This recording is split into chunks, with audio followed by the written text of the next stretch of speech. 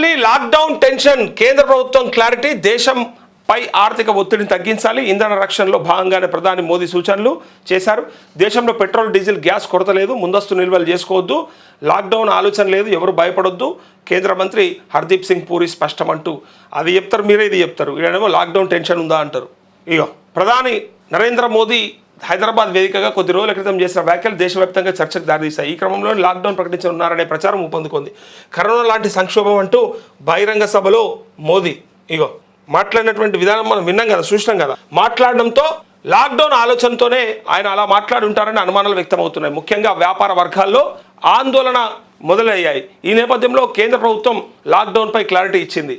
అయితే ఇగో సిఐఏ సమావేశంలో కేంద్ర మంత్రి ప్రకటించారు. ఏమని? ఢిల్లీ వేదికగా మంగళవారం భారత పరిశ్రమల సమాఖ్య సమావేశం జరిగింది. దీనికి కేంద్ర పెట్రోలియం శాఖ మంత్రి హర్దీప్ సింగ్ పూరి హాజరయ్యారు. ఈ సందర్భంగా ఆయన మాట్లాడుతూ మీకు ఎలాంటి భయం వద్దని, లాక్డౌన్ ఆలోచన లేదని స్పష్టం చేశారు.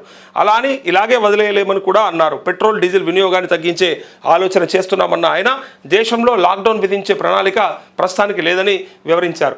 వ్యాపారస్తులు, పారిశ్రామికవేత్తలకు ఎలాంటి భయాలు వద్దని భరోసానిచ్చారు. 60 రోజులకు సరిపడా దేశంలో రాబోయే 60 రోజులకు సరిపడా ఇంధన నిల్వలు ఉన్నాయని హర్దీప్ సింగ్ పూరి స్పష్టం చేశారు. భవిష్యత్ పరిణామాలకు తగ్గట్టుగా వినియోగాన్ని తగ్గించాలనే ఆలోచన మాత్రమే చేస్తున్నామని తెలిపారు. రాబోయే 45 రోజులకు సరిపడా ఎల్పీజీ గ్యాస్ నిల్వలు ఉన్నాయని అన్నారు.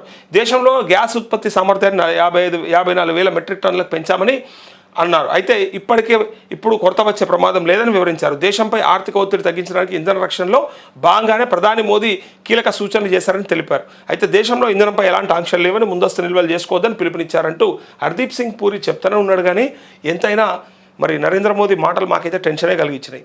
బంగారం కొనొద్దన్నాడు, బంగారం కొనుక్కోకురు అన్నాడు సంవత్సరం దాకా. పైగా పెట్రోల్, డీజిల్ని తగ్గించండి అని అన్నాడు.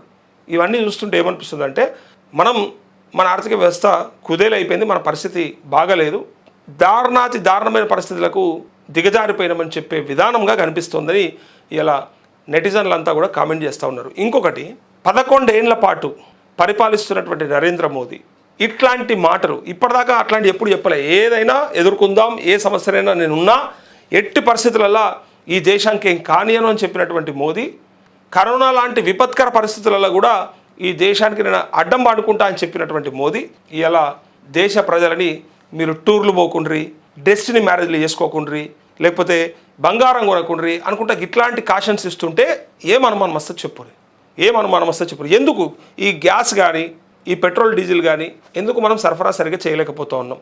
ఇష్యూ ఎక్కడుంది? మరి మన వైఫల్యం మనం చెప్పుకోవచ్చా? మరి మోదీ పరిపాలన అంటే ఇంతేనా?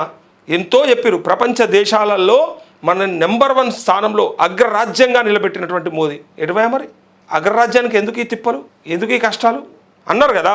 యుగ పురుషుడు అన్నోళ్ళు ఉన్నారు కదా. నేను కూడా అన్నా, ప్రజలు గెలిపిస్తున్న తీరును బట్టి, విధానాన్ని బట్టి. కానీ ఇలా మళ్ళీ ఆయన చేస్తున్నటువంటి కామెంట్లు అండ్ మన దేశ ఆర్థిక పరిస్థితి, ప్రగతిని చూస్తుంటే మాట్లాడాల్సి వస్తుంది.